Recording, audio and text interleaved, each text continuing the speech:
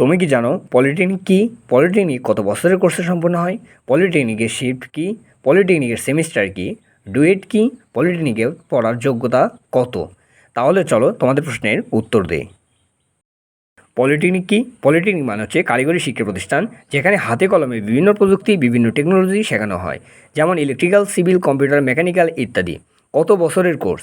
4 বছরের diploma in engineering course. প্রতি বছর 2টি করে সেমিস্টার, মোট 8টি। 1 বছরে 2টি করে সেমিস্টার আছে, 4 বছরে মোট 8টা সেমিস্টার। এরপরের প্রশ্ন, শিফট কী?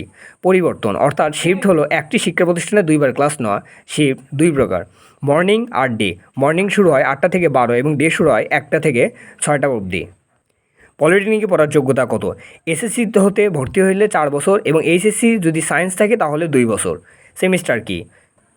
সহজভাবে বললে এটি একটি বোর্ড পরীক্ষা, যেটি প্রতি 6 মাসে অনুষ্ঠিত হয়। ডুয়েট কী? ডুয়েট হলো পলিটেকনিকের শেষ করার পরে উচ্চশিক্ষার জন্য বিশ্ববিদ্যালয়।